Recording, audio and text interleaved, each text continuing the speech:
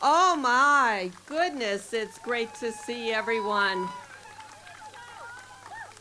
Welcome to Falmouth. I want to start right off by thanking Chairman Whedon of the Mashpee Wampanoag tribe for being here.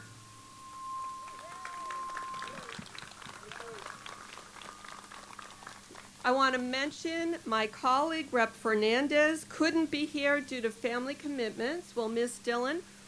For anyone who I've not already said hi to, I want to let you know I am Senator Susan Moran. I am the Massachusetts Senator for the Plymouth-Barnstable District, and I'm from Falmouth.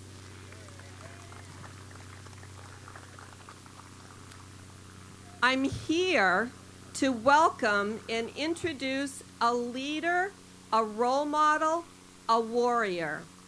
She is an inconvenient woman who persists, a thorn in the side of big business. She stands for student loan forgiveness to dig our young people out from financial oppression.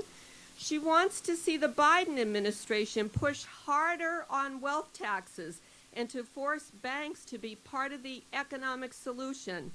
She fought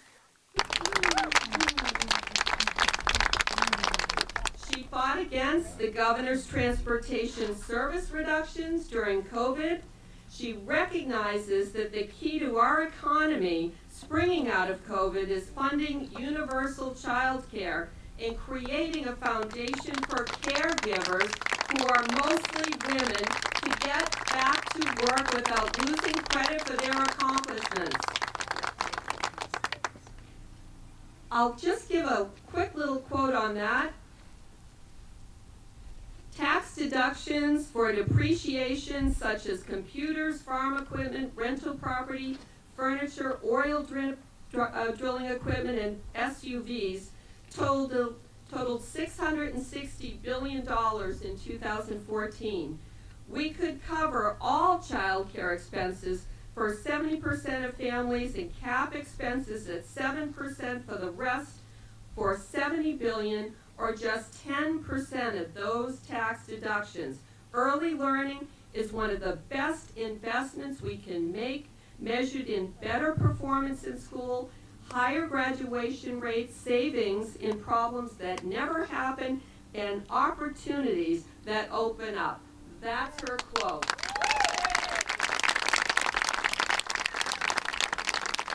During COVID, while visiting nurses in her inimitable style, she simply asked them, "What is the most important thing you need to help you do your job?" They said childcare. So I right now give you a fiery, persistent woman who needs no introduction, our Senator Elizabeth Warren.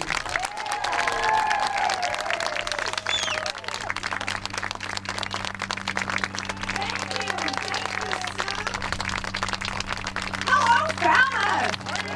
Oh, it is good to be here today. Thank you. Sit down. It's good to see you all. So, it's wonderful that you would come out on this beautiful afternoon. Given where we are, we're not going to be able to do things as close as we used to. So for this event, what I'm going to do is we're going to do group selfies. That's where we're going to start this, since selfies are the most important part of ever getting together. All right, so you ready for this? Everybody ready? Everybody say, all right, smile back there. Smile, wave. Good. Got it? All right, now we've done the important part. Now we've done the important part, and it is so good to see you.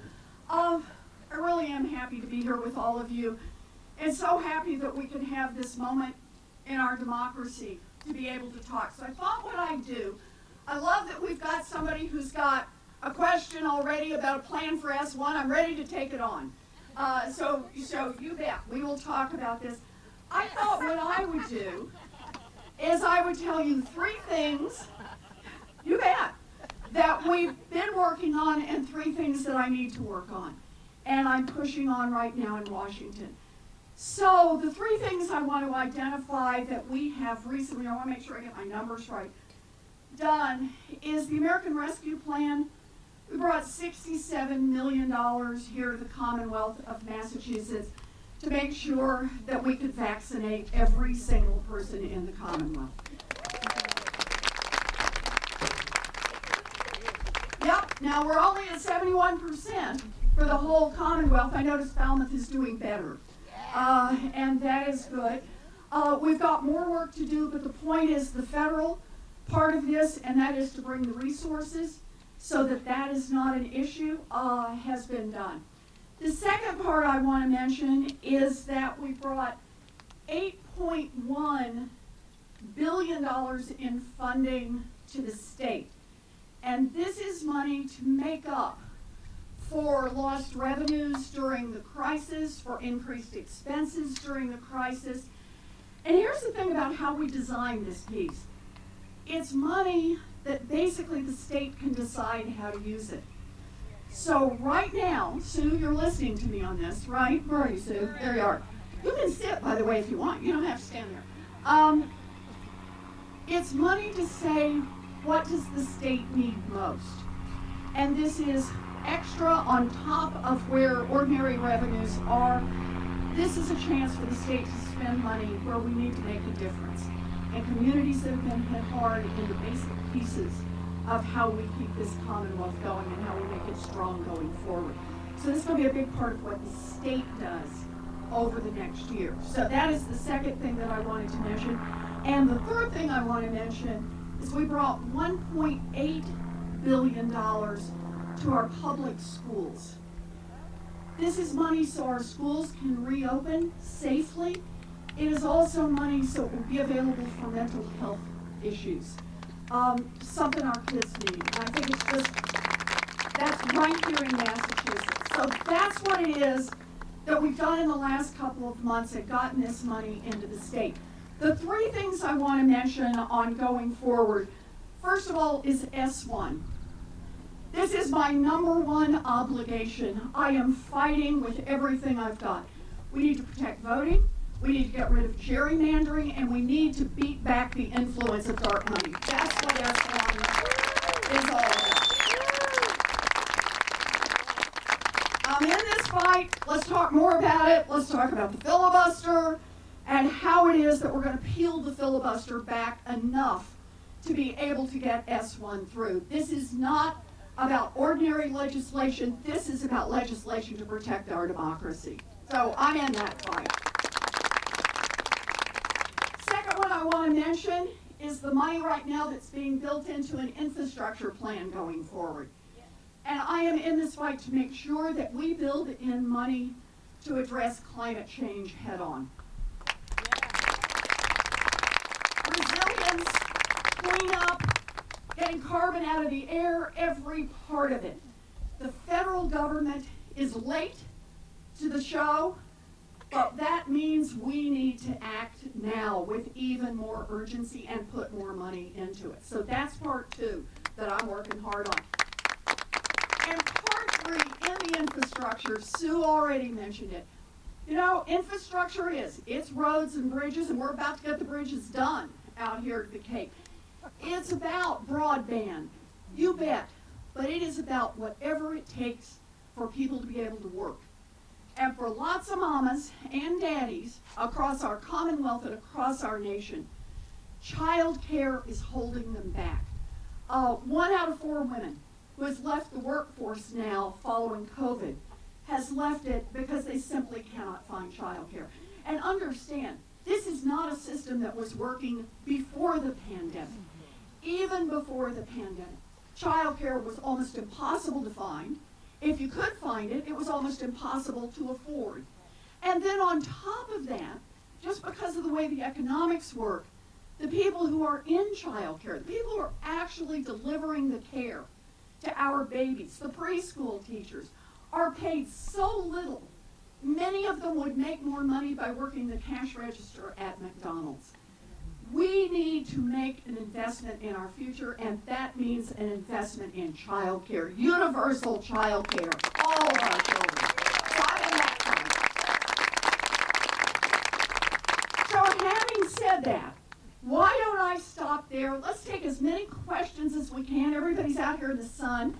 Sue's going to run the questions. And I'll answer as many as I can. Okay, Sue. Let me tell you the ground rules. Before we get started, here's a brief overview of the program. We'll hear, we did that part, okay. If you'd like to ask a question, be sure to get a ticket from the team at the sign-in table. Upon entry of the facility, you're offered a ticket with a number on it if you'd like to ask a question. I'll choose numbers at random. When I call your number, please come down to the microphone to ask your question. I'm going to call a few numbers at a time, so please listen closely. We'll try to get to as many questions as we can in the allotted time. And Senator Warren will be with us for a short time after the program. But that's what's in store. I'm going to start with 5 numbers. The first one is 736-110. Come on down. 110. 736. Oh, here we go. Over the mic. Whenever you're ready. Come right over to the mic. There you go. The next one will be 121. 736-121. Anybody? It's like bingo. It is. There we go. We got somebody coming. Come on down. The next one is 108. 108. Come on down. I'm going to guess what your question is going to be. The next one is 118. Good. And I'm going to call one more and take a minute. We'll get the question started. The last one is 113. Do we have 113? Did 113 give up on us? You got it? Okay, stay there. Stay there for a minute. Okay, we know. Okay. Who's ready?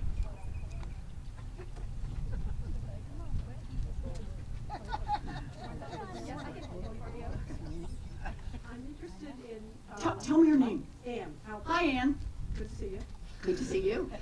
I'm wondering what your take is on Representative Ocasio-Cortez and Representative Tlaib's public banking suggestions. Ah, interesting. So, let me just start by saying we have many banking problems in the United States. But one of them is that literally millions of people in this country don't have an ordinary banking relationship. They don't have a checking account. They don't have a savings account. The consequence of that is that when they get a paycheck, they have to go pay somebody 3% to cash it. When they want to pay their utilities, they have to go pay somebody 3%, 2% to just take their money and send it over to the utility department. These are people who don't have a chance to build up a credit file because everything is happening in cash.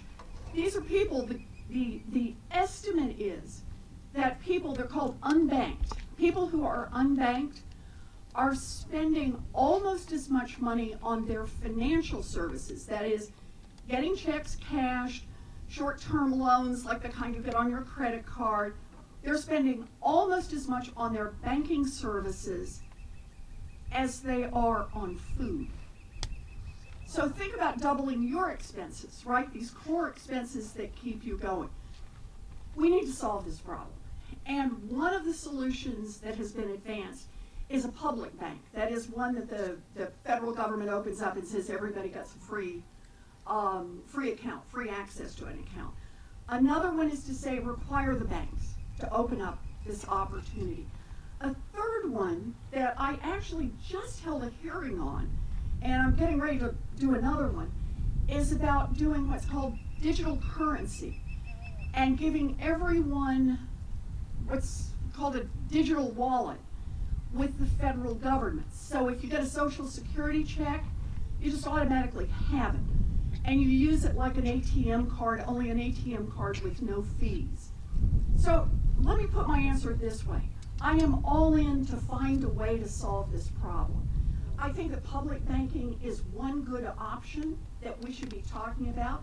I think digital currency creates the opportunity for doing, it hasn't done it, but I think digital currency may be another way that we do this. Another may be, there are others who advocate just do it through regulation and require the banks to offer these free, low-cost kind of lifeline checking accounts. However we do it, it is our responsibility to make sure that everybody gets equal access to financial services and stop making the poor pay more. And that's what I'm committed to. Yes. Thank you. Thank you. Good question. Thank you. Yeah, I love your fashion choice. That's a good one. That shirt is from 18, isn't it? Yeah. Okay, good. Hi, I'm Maureen. And, Hi, Maureen. I've been supporting you for a long time. Thank as you. Can tell. I think one of the big problems with the Democratic Party is that it's very diverse, unlike the Republican Party.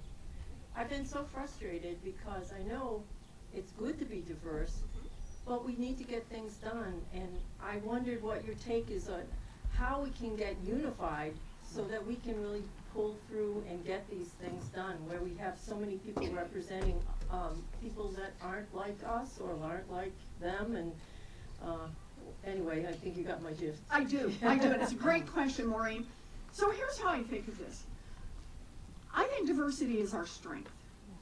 I think that if you're at all a person of science, for example, you understand that a diverse system withstands a lot more than simply monoculture, right? A single way of looking at the world.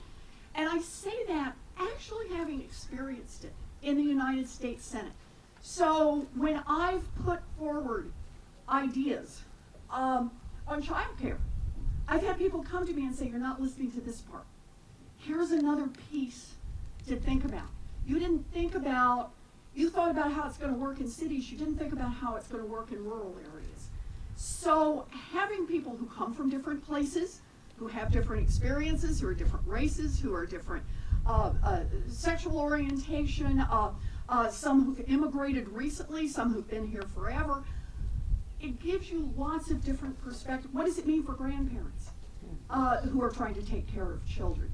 What if you've got a daddy who's disappeared and a mama who sometimes disappears? Then who can be responsible and get access?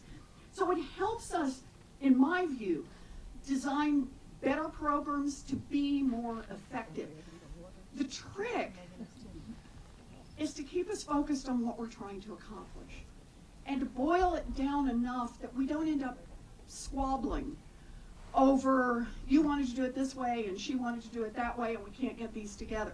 So I think of it as, in almost every conversation I have with other people in the Senate and in the House, I always start out with the values. What it is that we're fighting for here.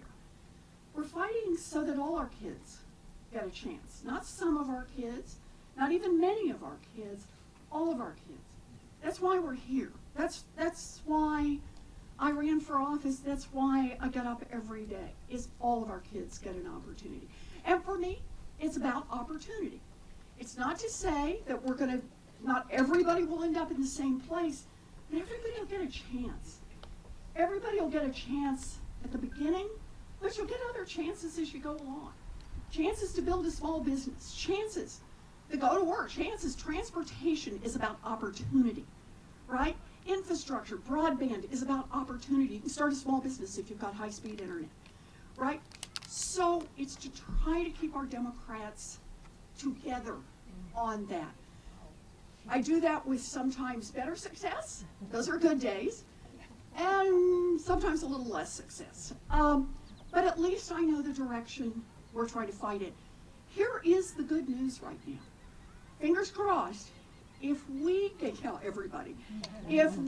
get this infrastructure package through in the shape it's in right now, and This is kind of at 10,000 feet.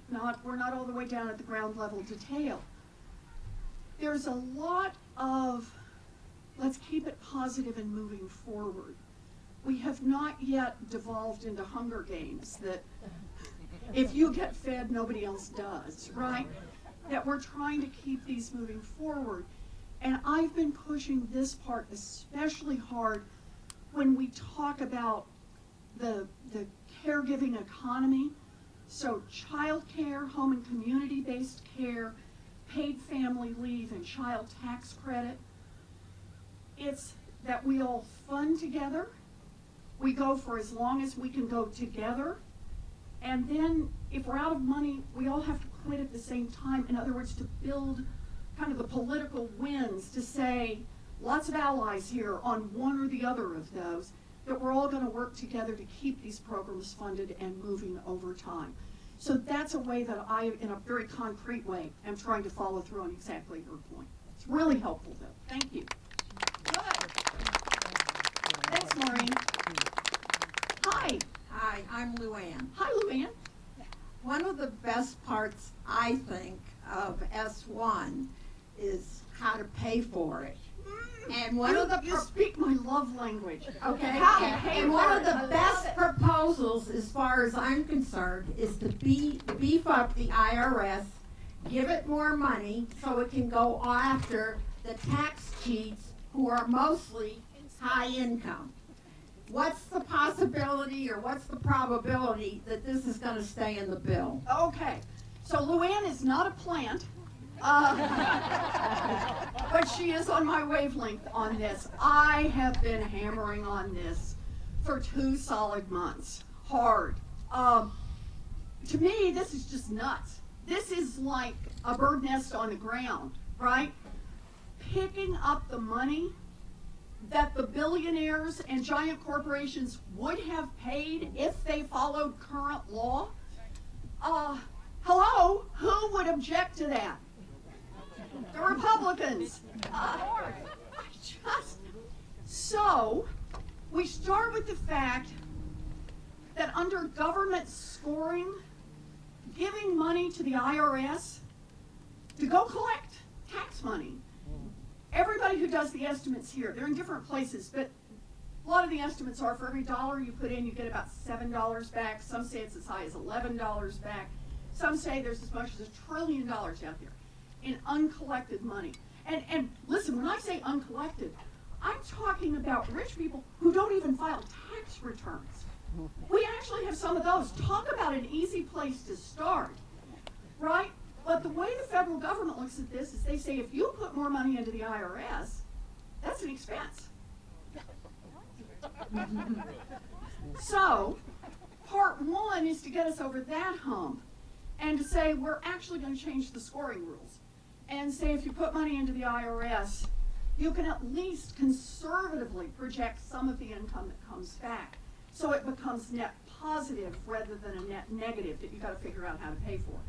So I thought we were home free once we made it past that hurdle. It now turns out there are a group of Republicans who are saying, oh, you can't do that. You cannot turn up the heat on the IRS enforcement.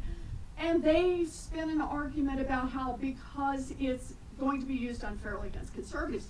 My view is the only way it's used unfairly against conservatives is if conservatives are the ones who are cheating on their taxes. And if you're using it against tax cheats, there's nothing unfair about this. And in fact, I'm even going to tighten the screw a little bit more here and say we actually can build into the legislation, and this is something I want to do, that we're creating funding for doing the audits for the top 1% of earners. So this is not about making life harder for middle-class families, not about making life harder for working-class families, but making sure that the folks at the top are getting audited. And just one more little, while we're in the weeds on this, what I have in my proposal on this is that we get what's called permanent funding instead of year-to-year funding, because it actually is hard to audit the folks at the top. Right now, the IRS audits poor people. And they audit poor people because in part, because it's the easiest damn audit out there, right? All they have is money that's come in on a W-2, right? You check it against what they paid or what they signed off on. It's really pretty easy. But somebody who's bounced their money through 7 foreign countries and 3 trusts and an S-corp, that's a lot harder to track down, but a lot more lucrative when you do it. Plus, there are a lot of rich people, not all of them, but a lot of rich people and their accountants and their lawyers who understand that the chances of being audited are almost nothing. And so long as that's the case, the cheat rate will just keep going up.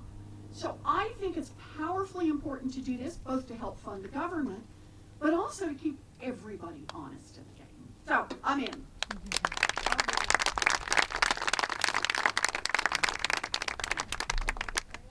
Senator Warren, Peter Wasdorf. Good to see you, Peter. Member of the Falmouth Democrats Yay! and Cape Cod Democratic Socialists of America. Love it. Okay. Thank you and Bernie Sanders for persisting. Yep.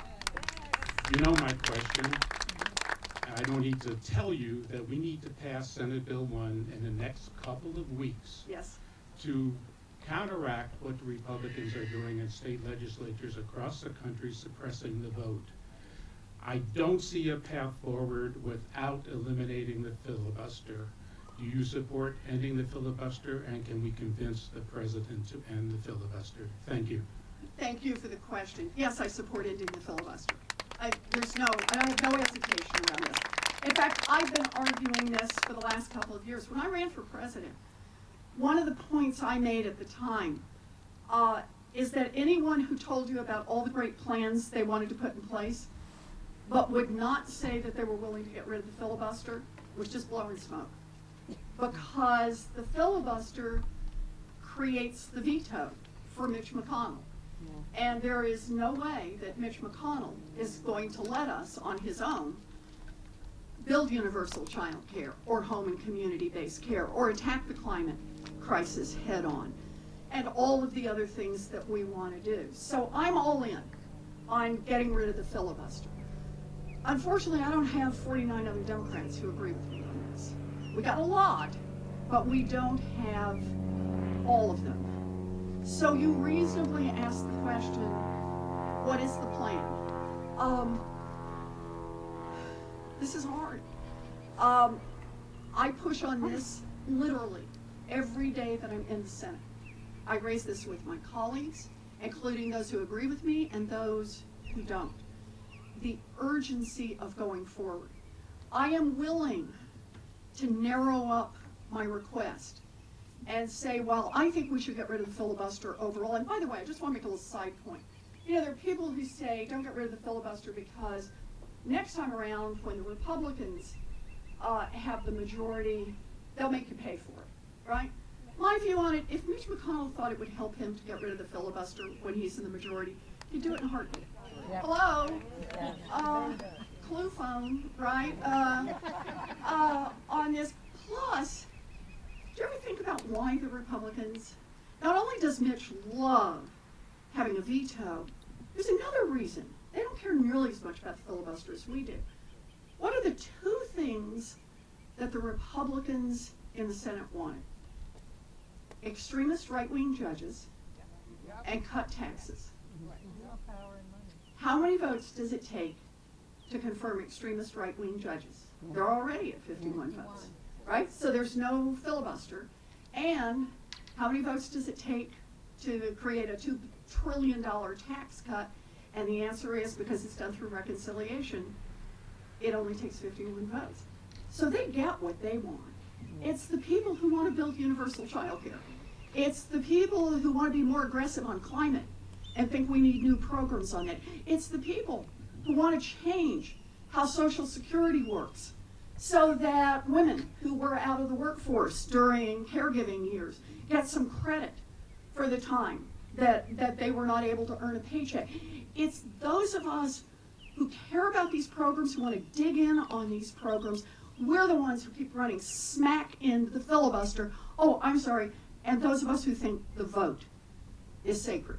And we are smashed right up against the filibuster. So, back to my point with you. I would get rid of the filibuster overall. I'll fight for that. I speak on that on the floor. People know where I stand on it. I'd be willing on S1 just to say get rid of it just for S1. Just say whatever else you believe in about all of the other programs we ought to be working on. Please treat democracy, the core of what our nation is about, with special protection. We cannot elevate a Senate rule over the rule of the majority in a democracy. And that's what the filibuster is being used for right now. So the most intense conversations that are taking place right now are not over a wholesale repeal. I'd love to be there, but we're not. It's over, could we do a one-time exception? Could we do a standing filibuster? There are a lot of, it's not just a binary. It's not like a light switch. It's only on or off. There are places in between. And right now, the most promising conversations are taking place in that space. It's the best I can do. I'm in this fight, and I understand why it's so important. But we've got one more over here, I think. Right? Oh, there you are. You got out. But I want as much Elizabeth as we can get, so I'm going to call the next four to come down during the last question, if that's Good. okay. Uh-huh. All right, I'm calling 125. 125, come on down and be next.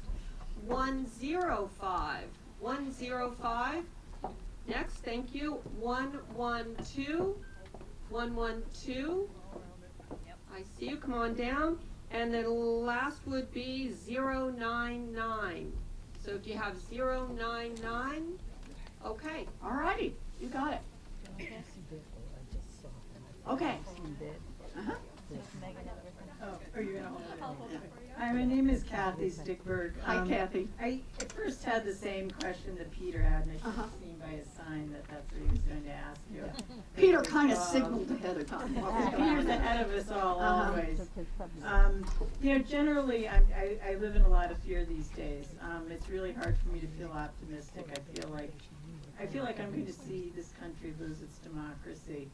The squeaky wheel, that old adage, and the Republicans they're out there just spewing lies and hatred and hypocrisy and all that, and they're great messengers. I mean, somehow, I'm not hearing as much from the Democrats about what we're going to do.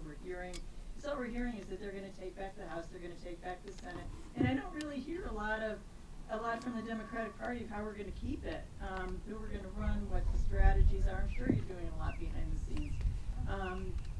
We've got to somehow convince Americans that the Republicans are not the answer. They are not helping them. They don't care about them. They care about their own power and their own money.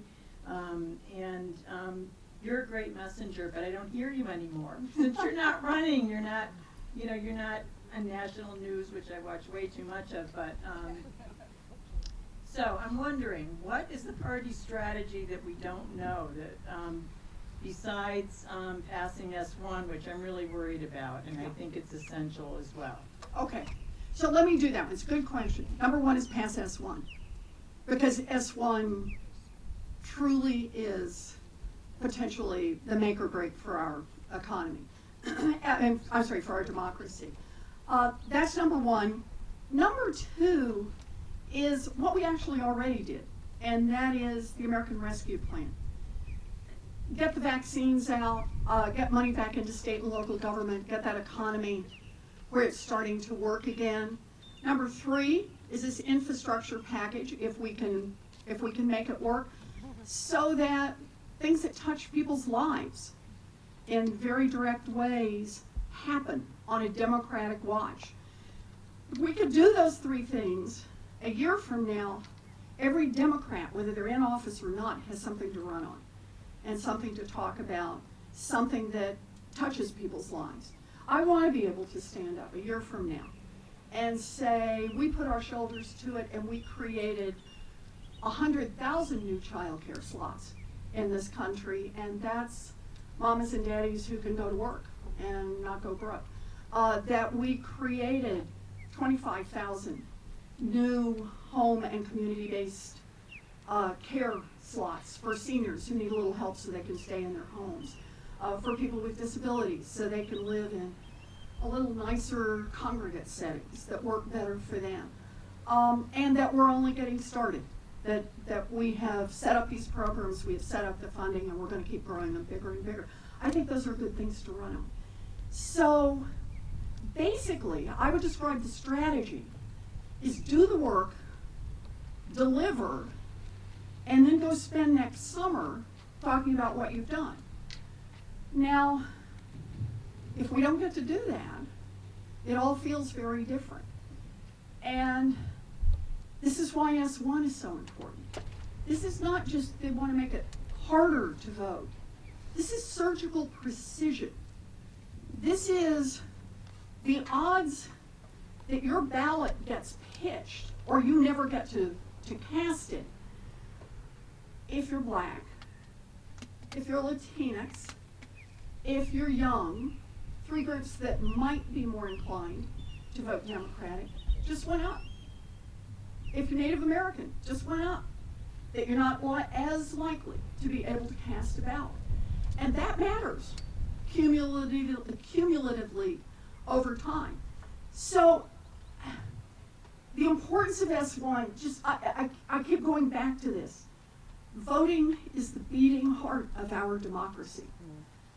We cannot, as a party, we cannot as a people, stand by while one of America's 2 major political parties says quite openly the only way that they can hang on to power is to keep American citizens from voting. So this is a fight in that sense. This is the fight for all the marbles.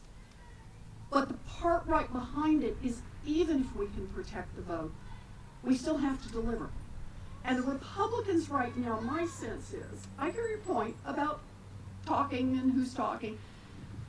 The Republicans are looking for a place they can attack. They're trying. And we're doing our kind of parry back and forth. But what we never do is go on the attack. I want to go after the Republicans over dark money. I want to go after the Republicans on climate. I want to go after the Republicans on leaving behind our seniors, on leaving behind our children.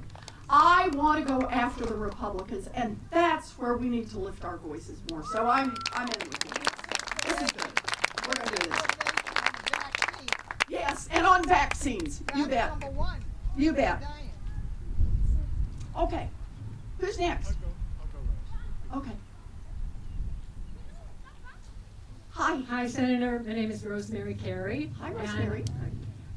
I'm Vice Chair of the Falmouth Democratic Town Committee. Woohoo! And the other day after our caucus and our general meeting, we adopted a resolution to oppose the multipurpose machine gun range at Joint Base Cape And many of the people you see here wearing blue are wearing it, so maybe a coincidence, but to show that our water's at risk. And we consider this a threat to our water. And the coalition opposing it is huge, Cape-wide.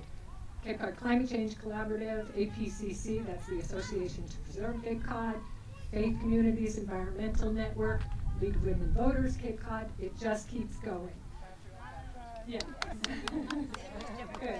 And also, 2,500 people signed a change.org petition, sending it to your office and our federal delegation and to Governor Baker. And just yesterday, he signaled that this needed more study. So I know you have spoken out against this before. I came here today hoping you had something else up your sleeve. Okay. So that's a nice way to put the question. A nice way to put the question. So I understand the threat we're talking about here, threat to the water supply. I also understand the consequences of clear cutting 170 acres of forested land. What I'm trying to figure out is what step can we take next at the federal level? You realize this can be stopped at either of two places. So job number one for me is what can we do at the federal level? And I met with Andrew earlier today to talk about what I can ask for, whether we do it in a letter, whether we do it by phone call, what I can ask for that will give us better information to assess the impact of putting this range in place. So a thorough environmental review, not the light one, but the real one, right? Not the LITE version, okay? But the real version, and also to talk about the mission. This is a point that Andrew raised with me. He said, you know, get them to start describing what the mission is here and how this fits into the mission, what their long-term plan is, because that both gives better opportunity for all of us to get a lens into what's happening and have some impact on it before the cake is baked. And that then you're just down to, you try to fight at the incremental level, but there's nothing left to do. So we've got some ideas for how to go forward on that. I will, of course, talk with Senator Markey. He and I always work together on this. Absolutely. I'll talk with Congressman Cathy so that we're doing this together because I think it strengthens our hand. I'll talk with Gina McCarthy because she's terrific. And figure out where and which people we want to talk to from the federal level and the specific asks that will ask them to slow down and do the work that needs to be done and produce the information that we need. In addition to that, though, let me use this opportunity to say to all of you, stay on the state level side of this too. We're glad to have your cards and letters coming into us. I'm not trying to deflect. Keep the heat up on us, but also do it at the state level, because either one can make this happen or stop it from happening. Go ahead. Sure, of course you can. Yeah, there's the Environmental Management Commission, the EMC, has the final say on this. Would you be willing to write a letter to them to say this needs more federal study? And they can make the decision not to give it the green light in the fall when they meet. So I tell you what, I never like to commit Ed without at least talking to him first. So let me talk to Ed about it, because I think it's always stronger if it's possible for the two of us to move together. It has never not been possible for the two of us to move together, and I would like whatever we do to have the most muscle possible behind it, and the same with Congressman Cathy. So if it's okay with you, I don't want to make a commitment, but I promise I will talk to him about it and give the reason why it might be an important thing to do. Good. Thank you. Thank you.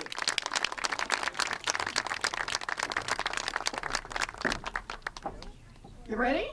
Sure. Okay. Whoa, man who's prepared. You've got your notes here.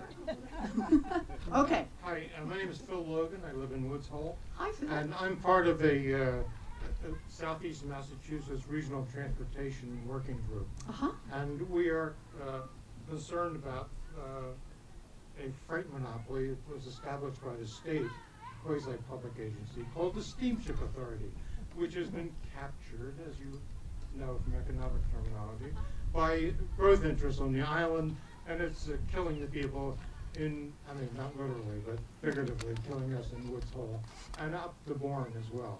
So we're interested in, if there was any money directed at the Steamship Authority from the infrastructure funds coming down the line, that they be directed towards reestablishment of an off-Cape port, rather than a continuation or growth of what they're doing to us right now. Okay. Thank you very much. Sorry. It's an interesting and detailed point.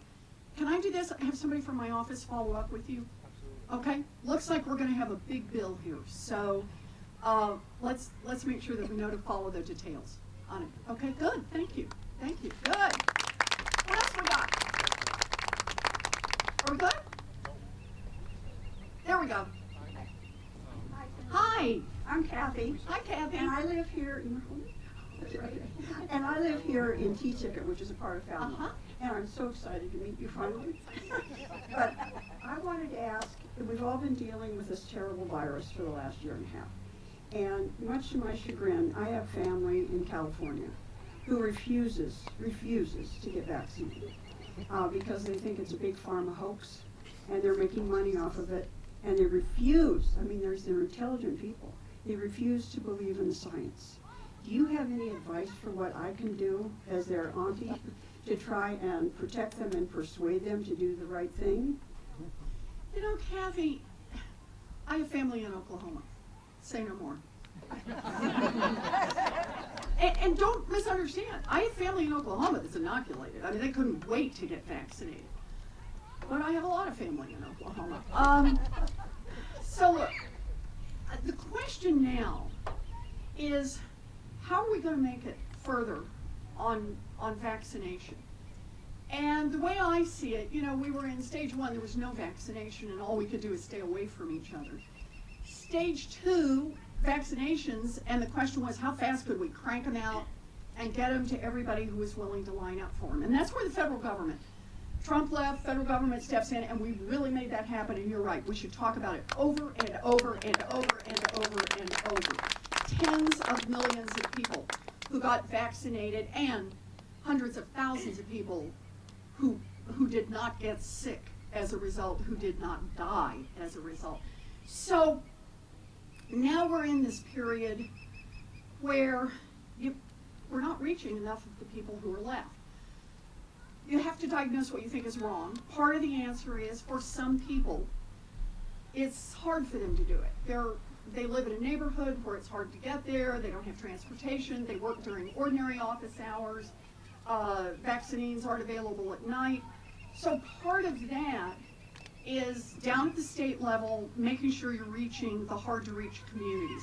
And by the way, in that federal money, the federal money was not only to put the vaccines out there, it was actually go to the under-vaccinated communities and put extra resources.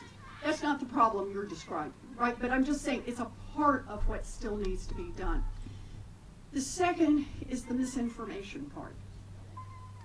And how this got twisted into a political statement, how it got turned into just misinformation that just keeps getting blown up and recirculating and recirculating and recirculating on the internet. I don't know how many of you followed Vivek Murthy, our Surgeon General, who's from Massachusetts, last Thursday, went out, tried to do work around this, and said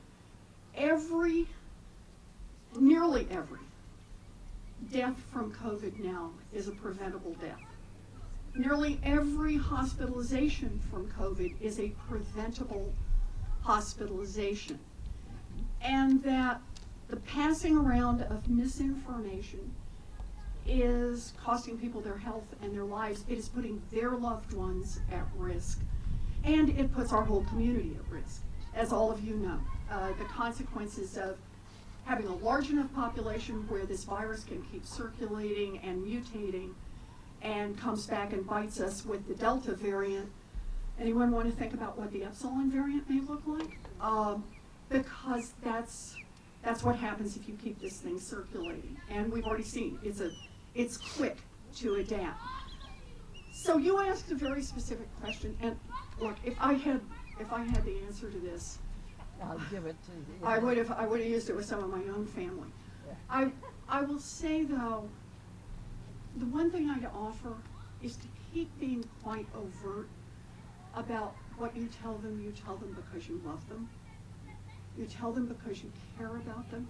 You tell them because you care about your great nieces and nephews. You care about their children and their cousins. But to keep pushing back the information, we all have it. Lots of people have taken this vaccine. We have collected now more data on this than anything we've ever done. And we know that it's safe, and we know that it's important. And that's all I know to offer. If somebody's got a better answer, raise your hand. And and we'll all come talk about it afterwards. But I appreciate your doing it. Maybe Fox News could be held accountable. Yeah, you bet. Thank you. Thank you. Good. That was good. Sue, what are we doing here? We've got the final One more. ticket. We got the last question. Hi, my name is Paul Lombardozzi, and I'm from Falmouth. Nice Hi, to meet you. Paul. Nice to meet you, Senator. Good to see you. I know S1 is a priority for the moment because of time. I'd like to bring up the infrastructure bill Sure. and its importance, because I've watched some of the debates in the Senate floor, and frankly, they've been weird sometimes. You've been not you've been part of the weirdness, but I mean, you've been there. Thanks, Paul. You've seen what's going on. Yeah. My concerns are, yeah, we do need the broadband, we do need bridges and roads and stuff like that. And I really think that this particular bill would be the crux, as the Eisenhower bill was for the interstate, to build the nation, all 50 states. And I think it needs to be broadcast as such without surgical procedure that a lot of Republicans would like to do. Yes. To pluck out what's really important, steel made in America, by all these things. California's bill about making electric cars is a good deal, but battery manufacturing is not a clean business. And those batteries wear out after a period of time, and what's the result of those dead batteries? Who's going to store them? Are we going to send them back to China again? I don't know. But I mean, those are the things that we need to make important to each and every member of the Senate and the House as well, okay, to make them realize that we can really build a stronger nation as the interstate did for the 50s, well, for then the 48 states, but now 50 states, okay, and really put a big backbone nation to all the communities, farming communities, city communities, and the like. I would like you to take that message forward to some of your colleagues. And I promise that I will, but you know what Paul was just a little too polite to say, but it's true. This infrastructure package that we're putting together, the lobbyists are now in overdrive because the difference between wiring where that 10 billion goes on batteries versus wind versus, right? This is really tough. And so it's a big lobbying effort, and there's a lot of federal state in this. How much do you say at the federal level, we'll produce the revenues and then you decide how to spend it here? Sometimes I'm completely comfortable with that. For example, I've pushed hard in all of the legislation with the tribal nations.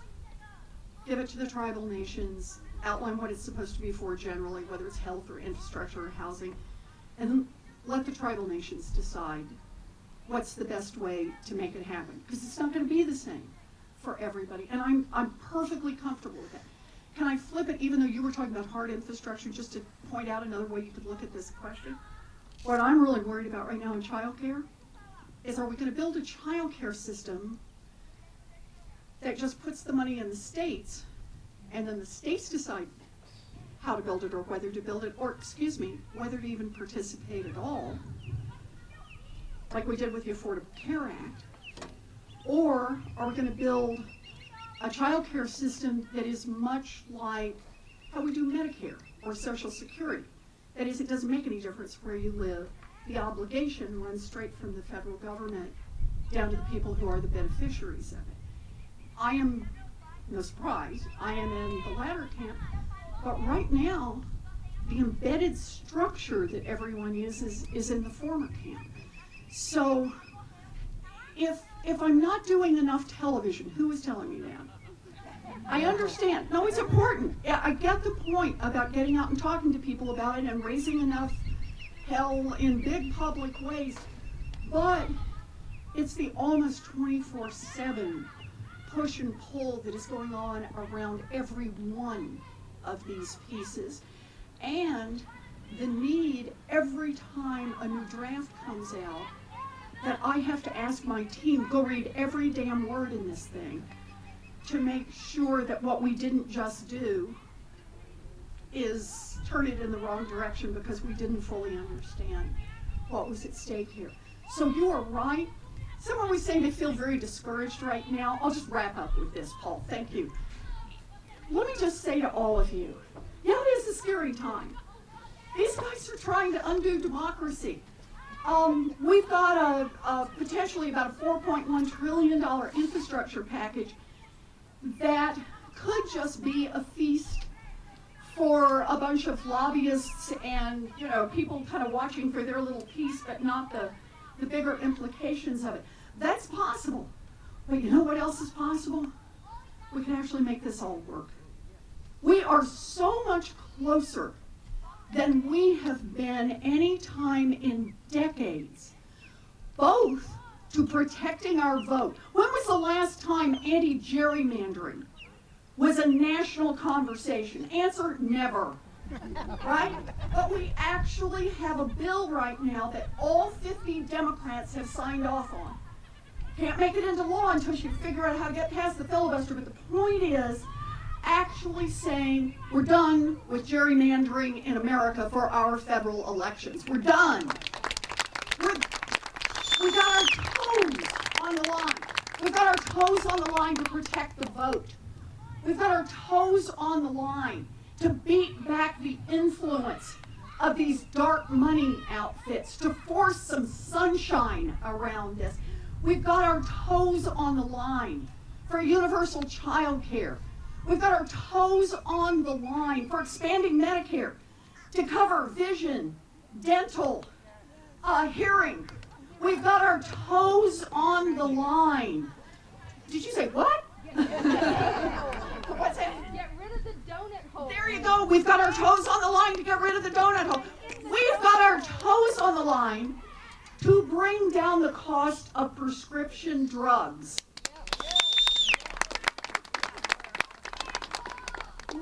And when I say on the line, we got enough on reconciliation.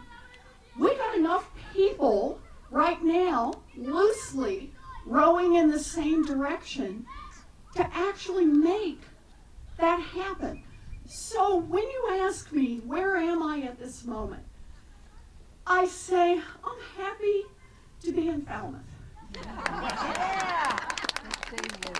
I'm happy to be in Falmouth because it is in Falmouth where a group of Democrats, when this professor who had never run for public office before came out and said, I'm thinking about running for office, and folks said, you run, we will help you.